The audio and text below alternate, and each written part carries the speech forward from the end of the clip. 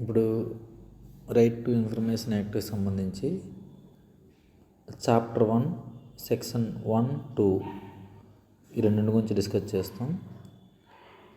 ఏ యాక్ట్లోనైనా స్టార్టింగ్లోని chapter 1లోని దాని యొక్క short titles, extent and definitions అనేవి చాప్టర్ 1 ప్రిలిమినరీ ఇన్ఫర్మేషన్లో ఉంటాయి. అదేవిధంగా ఇప్పుడు రైట్ టు ఇన్ఫర్మేషన్ యాక్ట్ 2005లో కూడా ఈ చాప్టర్ 1లోని టైటిల్, ఎక్స్టెంట్, అప్లికేబిలిటీ, డెఫినేషన్స్ అనేవి ఇందులో ఉంటాయి. ఫస్ట్ ఇందులోని సెక్షన్ 1, చాప్టర్ 1లోని సెక్షన్ 1 అనేది షార్ట్ టైటిల్. షార్ట్ టైటిల్ అంటే ఈ ఆర్టీఐ యాక్ట్ని షార్ట్కట్లో ఏమని పిలుస్తాము అని చెప్పేదే షార్ట్ టైటిల్. ఎక్స్టెంట్ అంటే ఇది ఎంతవరకు కవర్ చేయబడుతుంది, ఏ రాష్ట్రాలకు కవర్ చేయబడుతుంది, ఏ రాష్ట్రాలకు వర్తించదు అనేది ఎక్స్టెంట్. నెక్స్ట్ కమెన్స్మెంట్ అంటే ప్రారంభం, ఎప్పటి నుండి ఇది అమలులోకి వస్తుంది అని చెప్పేదాన్ని కమెన్స్మెంట్ అని అంటాము. ఇందులో ఫస్ట్ ఇది షార్ట్ టైటిల్. ఈ ఆర్టీఐ యాక్ట్ని, సమాచార హక్కు చట్టాన్ని రైట్ టు ఇన్ఫర్మేషన్ యాక్ట్ 2005 అని పిలుస్తాం. ఎక్స్టెంట్ ఇది ఏ రాష్ట్రాలకు వర్తిస్తుందంటే యాక్చువల్గా ఈ చట్టం అక్టోబర్ 12, 2005 ఇంప్లిమెంటేషన్లోకి వచ్చేటప్పటికి జమ్మూ అండ్ కాశ్మీర్ మినహా అని ఉండేది. కానీ 2019 ఆగస్టు 5న ఆర్టికల్ 370ని రద్దు చేసిన తర్వాత జమ్మూ కాశ్మీర్ అండ్ లడఖ్ అనేవి యూటీసీగా మారాయి. అంటే కేంద్రపాలిత ప్రాంతాలు, యూనియన్ టెరిటరీస్ అని అంటాము. వాటిగా మారినప్పుడు భారత భూభాగంలో ఇవి కూడా భాగమైనందున ఇప్పుడు ఈ చట్టం 2019 నుండి జమ్మూ కాశ్మీర్కి కూడా వర్తిస్తుంది.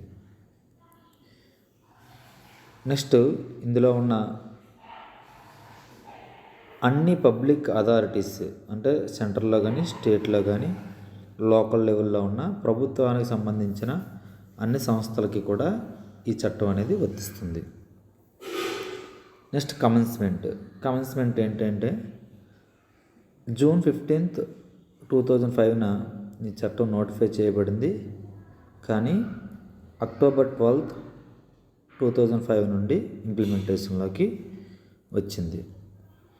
ఇక ఇందులో ఉన్న కీ వర్డ్స్ లేదా ఫ్రేజెస్ యొక్క డెఫినేషన్స్, ఆ డెఫినేషన్స్ తెలుసుకోవడం వల్ల చట్టాన్ని మరింత చక్కగా అర్థం చేసుకోవడానికి ఈ వర్డ్స్ అనేవి మనకి హెల్ప్ అవుతాయి. ఫస్ట్ ఇన్ఫర్మేషన్ అంటే ఏంటి? ఇన్ఫర్మేషన్ అంటే మెటీరియల్ ఫార్మేట్లో ఉన్న దేన్నైనా సరే దాన్ని ఇన్ఫర్మేషన్ అని అంటాము.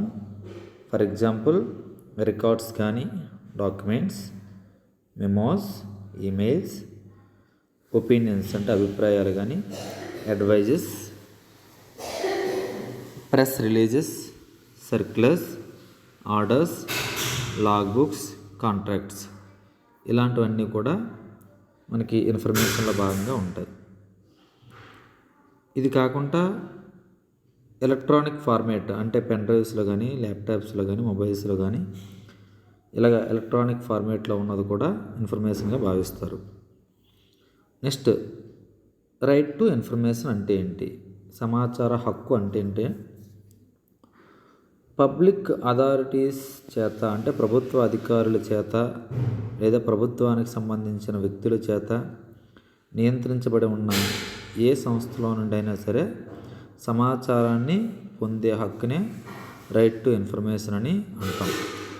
అందులో ఇన్స్పెక్షన్ సంబంధించినవి కాపీలు పొందడం, అలాగే సర్టిఫైడ్ శాంపిల్స్ పొందడం కూడా ఈ రైట్ టు ఇన్ఫర్మేషన్గా భావిస్తారు. పబ్లిక్ అథారిటీ అంటే ఎవరు? పబ్లిక్ అథారిటీ అంటే కాన్స్టిట్యూషన్ ద్వారా కానీ, పార్లమెంట్ ద్వారా కానీ, లేదా స్టేట్ లెజిస్లేచర్ ద్వారా కానీ ఏర్పడిన ఏ సంస్థల్లో అయినా సరే మనం పబ్లిక్ అథారిటీ అని అంటాం. అదేవిధంగా మేజర్ పర్సంటేజ్ ప్రభుత్వం నుండి ఆర్థిక సహాయం పొందే సంస్థలను కూడా పబ్లిక్ అథారిటీస్గా భావిస్తాం. ఇవన్నీ కూడా ఆర్టీఐ పరిధిలోకి వస్తాయి. నెక్స్ట్ ఆ పబ్లిక్ అథారిటీస్లోని కాంపిటెంట్ అథారిటీ ఏమవుతుంది? కాంపిటెంట్ అంటే దానికి రెస్పాన్సిబుల్ ఎవరంటే, ఫర్ ఎగ్జాంపుల్ లోక్సభకి స్పీకరు, సుప్రీంకోర్టుకి చీఫ్ జస్టిస్, స్టేట్కి గవర్నరు, వీళ్ళందరూ కూడా కాంపిటెంట్ అథారిటీ అవుతారు. అలాగే మిగతా ప్రభుత్వ సంస్థలకు కూడా కాంపిటెంట్ అథారిటీ అనేవాళ్ళు ఉంటారు. నెక్స్ట్ రికార్డ్ అంటే ఏంటంటే పబ్లిక్ రికార్డ్స్ యాక్ట్ 1993 ప్రకారం రికార్డ్ అంటే ఏదైనా డాక్యుమెంట్ కానీ, మాన్యుస్క్రిప్ట్ అంటే మాన్యువల్గా రాసినది ఏదైనా అవ్వచ్చు, లేదా ఫైల్ కానీ, మైక్రోఫిల్మ్ కానీ, కంప్యూటర్ జనరేటెడ్ రికార్డ్స్ కానీ, ఇవన్నీ కూడా ఈ రికార్డ్స్గా కన్సిడర్ చేస్తారు.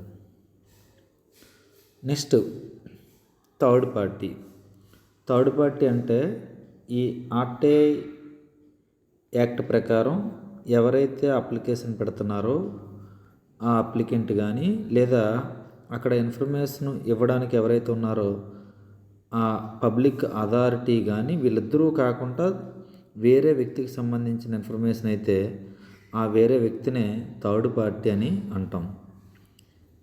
ఆ పదాలకు సంబంధించి సమాచారాన్ని ముందు చూస్తాం. థర్డ్ పార్టీ అంటే ఈ అప్లికెంట్ ఇన్ఫర్మేషన్ ఎవరైతే కోరుతున్నారో అతను కాదు, అలాగే ఈ పబ్లిక్ అథారిటీ కాకుండా వేరే వ్యక్తి ఎవరైతే ఉంటారో దాన్ని థర్డ్ పార్టీ అని అంటాం. Next central and state information commissions అంటే ఈ ఆర్టీఐని సెంట్రల్ లెవెల్లో యూనియన్ గవర్నమెంట్ లేదా స్టేట్ గవర్నమెంట్ సెంట్రల్ ఇన్ఫర్మేషన్ కమిషన్ని ఏర్పాటు చేస్తుంది. రాష్ట్ర స్థాయిలో స్టేట్ ఇన్ఫర్మేషన్ కమిషన్స్ని ఏర్పాటు చేస్తుంది. వాటినే central or state information commissions అని అంటాము. ఇవి రెండు కూడా స్టాట్యుటరీ బాడీస్ అంటే ఒక చట్టం ఆధారంగా ఏర్పడిన సంస్థలు అని. ఇక్కడ మనకి బాడీస్లో 3 ఉంటాయి, సంస్థలు 3 ఉంటాయి. అవి ఒకటి constitutional bodies, statutory bodies and executive bodies. Constitutional bodies అంటే రాజ్యాంగపరమైనవి, స్టాట్యుటరీ బాడీస్ అంటే చట్టపరమైనవి, ఎగ్జిక్యూటివ్ బాడీస్ అంటే ఏదైనా ఒక టార్గెట్ని రీచ్ అవ్వడానికి ఏర్పాటు చేసిన సంస్థలు. ఫర్ ఎగ్జాంపుల్ ఇందులో నీతి ఆయోగ్ వస్తుంది. స్టాట్యుటరీ బాడీస్లోని ఈ state information commission, central information commission statutory bodies. Constitutional bodies అంటే కాగు, యూపీఎస్సి, ఎలక్షన్ కమిషను, ఇవన్నీ కూడా కాన్స్టిట్యూషనల్ బాడీస్. ఇవి మనకి extent, short titles and definitions of RTI act. ఇది చాప్టర్ 1లో ఉంది. Thank you.